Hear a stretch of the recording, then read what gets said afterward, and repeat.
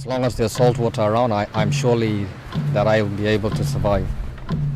I'm a hunter-gatherer as well, but I'm also an educator to my children and to other young people of Torres Strait that look up to me as a visual artist. First of all, most formal, I'd like to acknowledge the Kaureg Nation, the traditional custodians of this part of Zanet Kes, which is Kaiwalagao. They are the traditional owners and custodians of this area. It is also where my art is created, on Kiriri, where I live, Hammond Island, home to the Kaureg Nation. It is important that I acknowledge them because in order for my artwork to venture out into the world, it must be created where a place for the world to understand. I am the 11th child of my parents.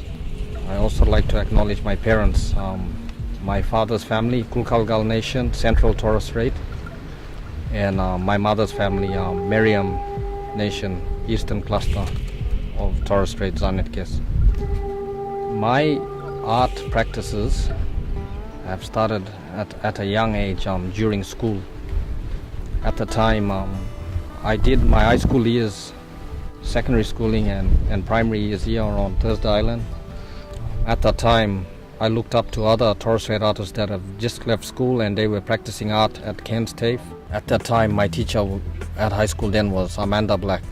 I met Nino when I came to Thursday Island State High School in 1990, and Nino was a young art student at the school. He was, I think, in grade 9 or 10 at the time, so it's quite some time ago.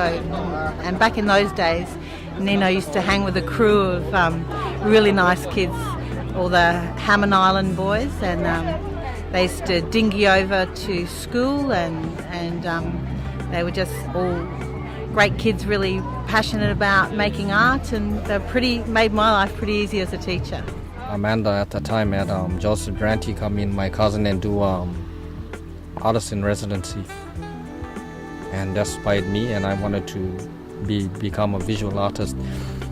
With the support and backing of Amanda all the way, believing in me through high school and encouraging me, I left school and enrolled into visual arts, and I'm still a practicing visual artist. I'm a father of 3 and a husband. I like to take this opportunity to thank my family for their support, my wife and 3 kids, and they are a part of this journey, which is important. In order for me to tell people about my country or where I'm from, I do it through visual arts. Nino's my husband. We've been together for nearly 15 years now. We got married here on TI at the Bowls Club. Got 3 children, 2 girls and a boy. I want my audience to understand that whatever questions later on, if they ask my wife or my kids, that they'll be able to answer, because they are a part of practicing and creating visual arts with me. As an artist, isolation is a very big factor or big disadvantage on material-wise, what we can access. So we just make do with what we got or what we can make.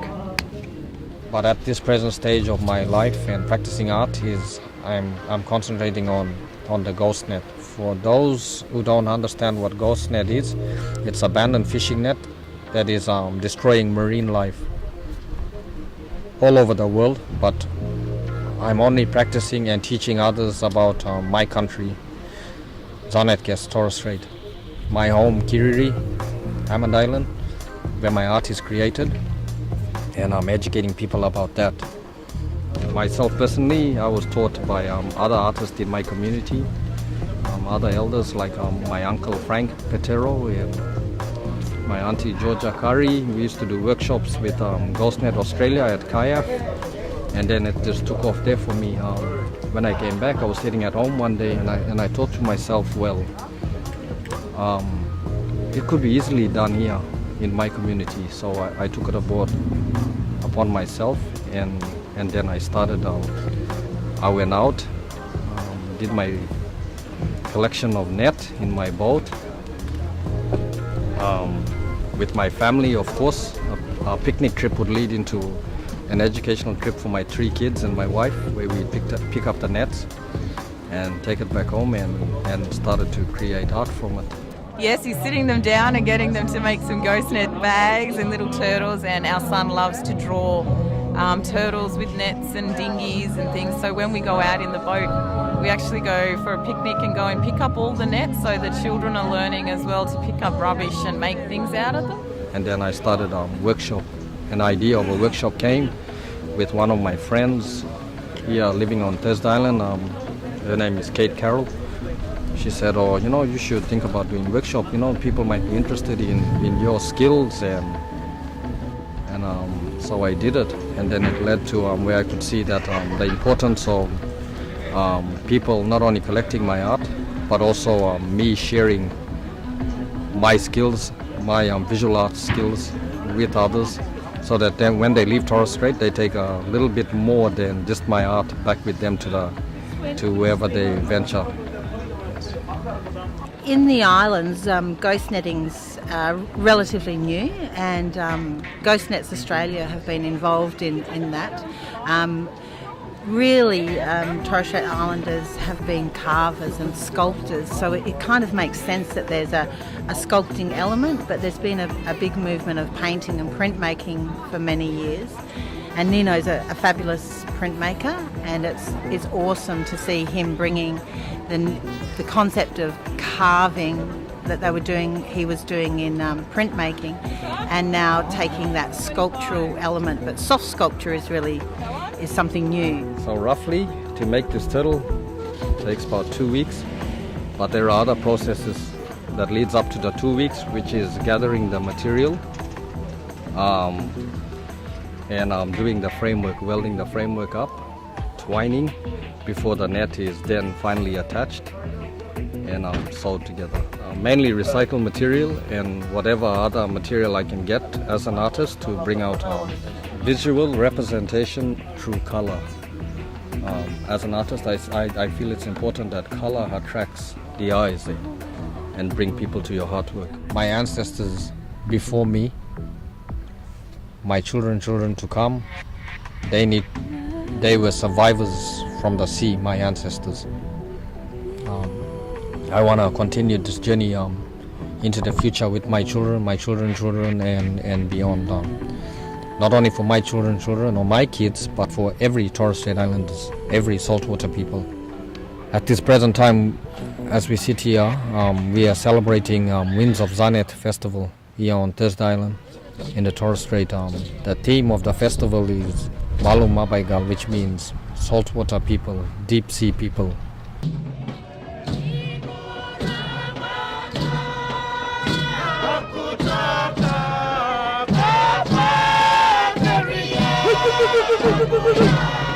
When I was creating all my artwork to have a stall here at the festival, I didn't do it on purpose, but I wanted to spread this message out to audience that come into Torres Strait for this festival, to basically understand what my practices are about as a visual artist. Caring for country is important. His paintings are really unique and different, so he loves paintings, but he also loves ghost netting, and the turtles and the story behind it.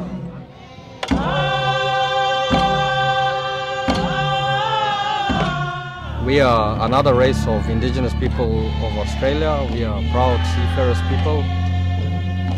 We share our songs and we share our country through song, dances, and plenty other forms. But my main form is visual arts. I like to tell audience through visual arts, through strong representation of ghost net and other forms of art like painting, printing, about my country. In order for the outside world to understand country Torres Strait, I encourage people to come visit us and see for yourself our cultural practices. I'm proud of this festival. It gives outsiders an opportunity to really understand our part of the world. And now I'm teaching my son how to dance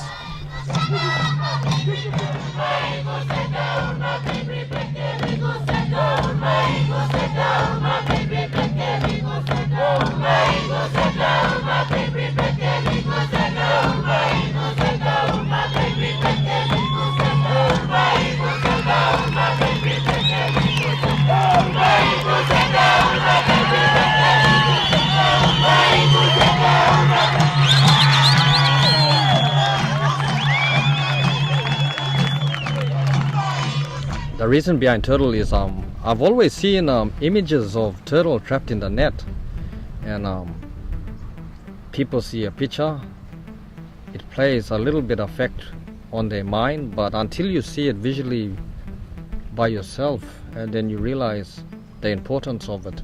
When they leave Torres Strait Thursday Island, they take a little bit more with them, not only a piece that they bought from me, but also a piece that they created with me, and the journey continues for others that may venture here and looking for an artist to work with.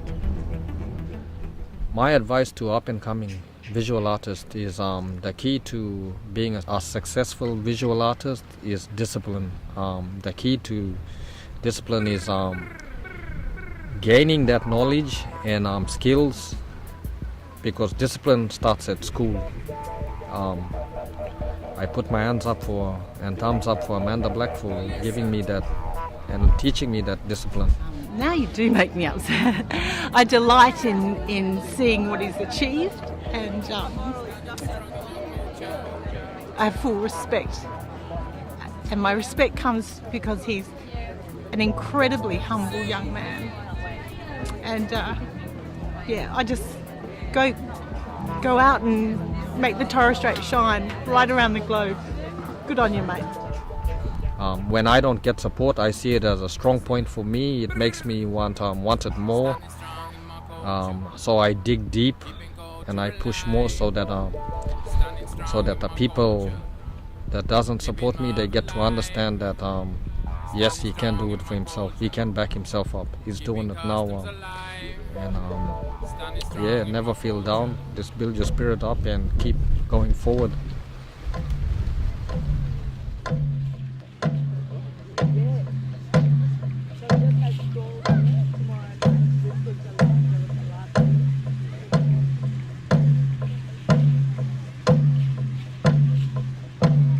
So my advice to young Torres Strait visual artists, treat it seriously. If you want to get somewhere as a visual artist, treat it seriously.